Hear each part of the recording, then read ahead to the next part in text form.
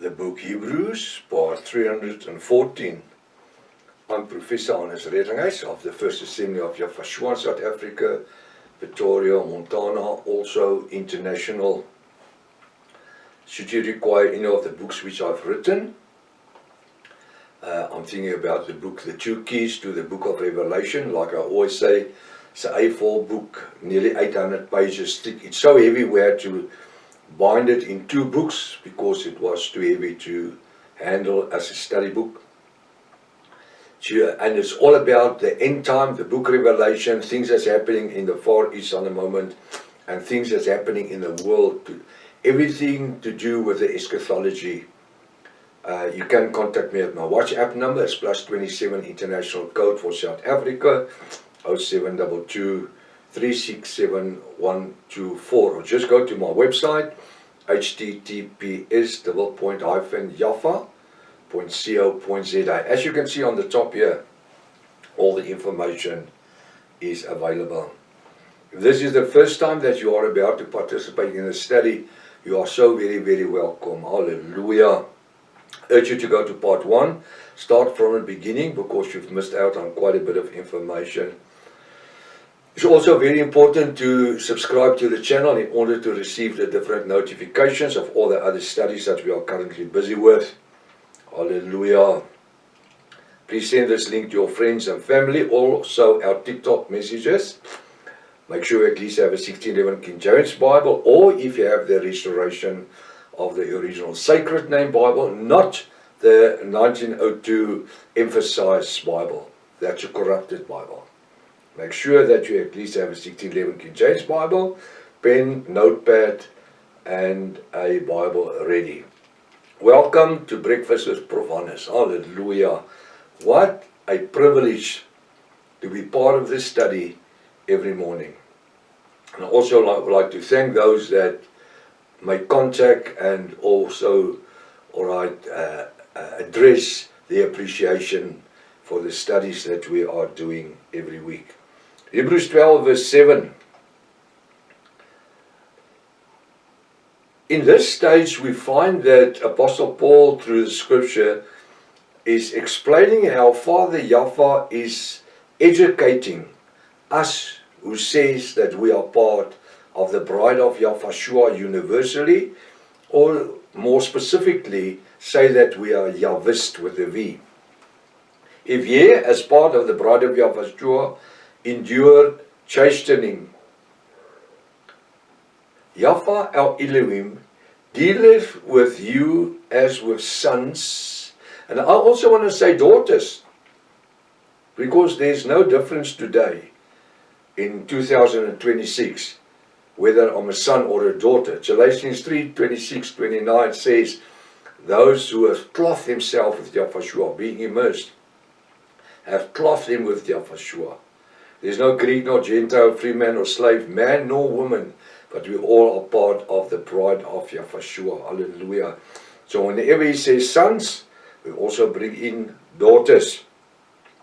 Dealeth with you as with sons and daughters, for what son is he, or daughter, whom the Father chastens not?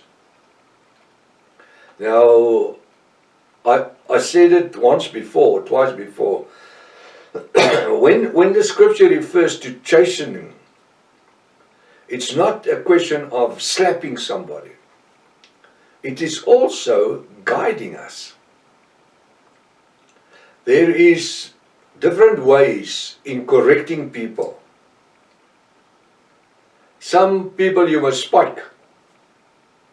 Others you can just speak hard to, and you have tears. So when it talks about chastening, it's not necessarily beating somebody.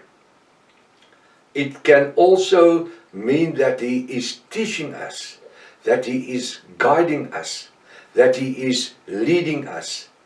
And I like the one that says teaches. He teaches us his ways in the scripture according to the revelation word of Yafashua. So he deals with us. When he's busy with us, he deals with us as sons and daughters. And sons and daughters is heirs. This is the wonderful thing about it. We are not children that is just from the street. No. We are his sons and daughters. Apostle Paul says that makes us co-heirs of the family of Yahushua. Isn't that wonderful? He says, Yahushua says he's the head. We are part of the body, sons and daughters, kings, sons and priests. And the women as well. They are classified in that same breath, in that same sentence. Because Yahweh doesn't see us as flesh, man and woman. No man, no woman. Galatians 3:26-29. Why? He sees us as spirit. He sees us as those that he is educating to take the kingdomship of Yahushua forward in the world. And today I have quite a few women pastors who has done the 4 years course, becoming pastors. And they are good teachers and preachers, leading people in this time. They do their own YouTube messages, reaching out to people. And that's what's making me excited to be part of the family of Yahushua. He's the head. And then we have our Father, Yahweh, the creator of heaven and earth, as our Father. And the word says he only bethinks good things about us. He only wants to give us the very best. As a father, when I had children, we had children, we always try to give them the very best. Try to teach and lead them. And when I look at the children today as adults, and they all have children, then I don't think we have done a very bad job, because they have done very well up to this stage for themselves in their lives. Hallelujah. And all the glory to Yahushua. And even the grandchildren, they are some of them are already fathers and mothers. What a pleasure. And to see the fruits which we have planted the seed in their lives. Although we didn't have the revelation names and the gospel of salvation in the way that we know it today. But what we knew, we did to the best of our ability, to the knowledge that we were blessed with. And this is what makes me excited. Apostle Paul says we come and we only know partly. But there will come a time when we will know in full. When we shall see him, that's Yahushua, in full. So on this stage, Yahweh blesses us with what we can handle. And this is what also happens when you bring up children. You don't just spat loads on them that you know they are going to crack. They will not be able to carry. And Yahushua does, Yahweh our Father, does the same with the bride. He gives us certain things to do in the intentions to make us stronger in the Spirit, so that we can be more workable, performing better in our spiritual lives, in order to lead other people to the kingdom of Yahushua. Hallelujah. That's our goal, that's our aim in the time we are living on this earth, is to be the best Yahwist that we can be. Because the better Yahwist we can be, the better Yahwist we can make. Meaning, bringing forth the kind of our own. Bringing forth the kind of the fruits that we are carrying. And that's why it's so important that we should carry the fruits of the Ruach HaKodesh, the Holy Spirit, in our lives. For the people outside to long for it and says, I wish I can have what you have. And it's not difficult, it's there for everybody. It's only the way that you are committed. If you are wholeheartedly committed, you can reap the benefit when it's time to take the harvest from the land. And that's why I always say the more time we can put into studies and into the word of Yahweh, the more we are better prepared doing our research and preparations, even for the studio work, in order to send the message of salvation into the world through all the different platforms, internet platforms. That's also the books that I write. That's why I'm busy with 3 different books right now, new books. And this is what is so important. It's the time that we put in. And the older we get, I think the more time we want to put in. Because you are not sure how long we're going to live. And that's why Paul says, Apostle Paul says, do what your hand finds to do while the sun is shining. And that is a metaphor as well. Don't wait till you're old and you can't, you want to, but your body can't. It is done. It had its time. So, and this is why we must live strongly while we have the strength and the youth and the youth on our sides and good health. We can be elderly people, but we are still in good health, and we can do things that a lot of young people can't do. Why? Because we have the experience and the knowledge, and we can assist outside the perimeters where we are moving. We can assist and we can accommodate other people, especially young people, teaching them the things that we know. And that's why I love teaching. I love teaching my students and getting their reactions, because the more I teach, the more I get reactions from the students. I'm so glad for what Jaffa is allowing us to do in this 21st century, in 2026. Hallelujah. Hallelujah.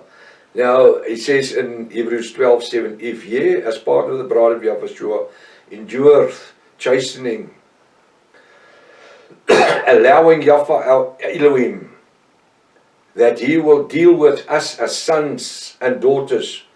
For what son is he whom the father chasteneth not, or daughter? Yes, it's not a question of smacking us and hitting us and abusing us. No, no, no, no, no, no. Yahweh prefers to work with us through the Ruach HaKodesh. He prefers to speak to us over here, our soul's dimension. Not just slapping. He doesn't want to bewilder us. He doesn't want to drive us away. Instead, he says, come unto me and I shall give you rest. He's inviting us. And he's not talking to sinners here. He's talking to us who say that we are king's sons and priests of Yahweh. King's sons, priests. King's sons and daughters, priests of Yahweh. The Bible says he has no desire that we be circumcised by our flesh. That's what the word says. No longer. The blood of Yahushua has brought that to an end, circumcision. He says, but we need to be circumcised by our mind, through the spirit of the Ruach HaKodesh, repenting and be immersed.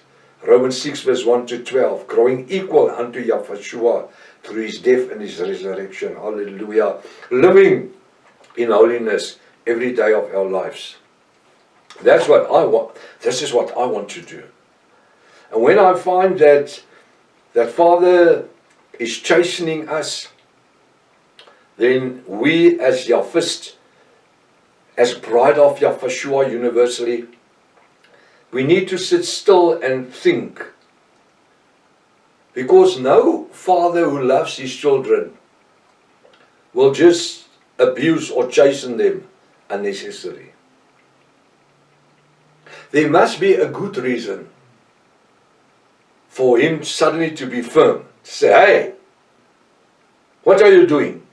You understand what I'm saying? And there he uses the Ruach HaKodesh. And the Ruach HaKodesh knows how to say, hey, don't. No. You understand? In that tone. So when we hear that type of earnestness in his voice through the Ruach HaKodesh, we need to put brakes on immediately. We need to stop. We need to do introspection immediately. Not here, not my heart. in my soul's dimension, my mind.